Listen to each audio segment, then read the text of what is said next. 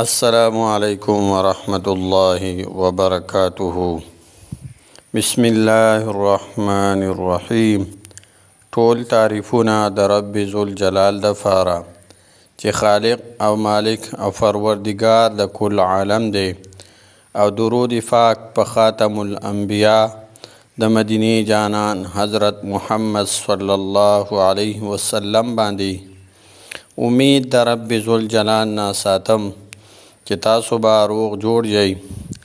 الله جل شانه د هر قسم مصیبت، تکلیف، آفت، غم او پریشانی نه په امن کې وساته. الله جل شانه عمر دراز سره د صحت نصیب کا. مانن تاسو دپاره یو عظیم الشان وظیفه راوړې ده چې دغه وظیفه په کولو سره به الله جل شانه تاسو د هر قسم غم، پریشانی، مصیبت، تکلیف او آفت نه په امن کې ساتي. هغه وظیفه ډیره عظیم الشان ده، هغه ډیره مجربه ده او ازمایلی شوې وظیفه ده، او دا خصوصا د هفتې د ورځې وظیفه ده.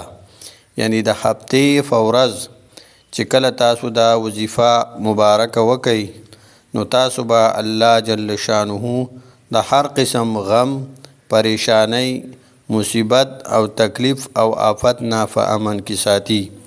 هغه وظیفې طرف ته راځو. هغه وظیفه څرنګه ده؟ د هغه وظیفې ترتیب دا دی چې تاسو به لا اله الا الله دا به ډیر وای، کم از کم چې سل پیرې وي او زیات نه زیات چې تاسو څومره ویلی شئ. او د هفتې په ورځ چې هر ټیم تاسو ته میلاو شي، نو په هغه ټیم کې، په هغه وخت کې به تاسو لا اله الا الله، لا اله الا الله، لا اله الا الله د دې ورد به جاري ساتئ.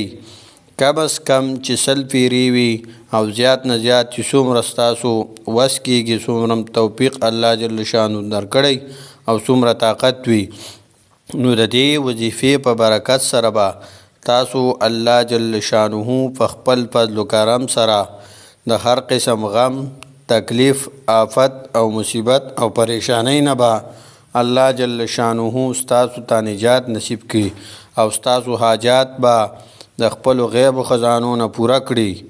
نو الله جل شانه دې تاسو مونږ ټولو ته د دې وظیفې کولو توفیق را نصیب کړي.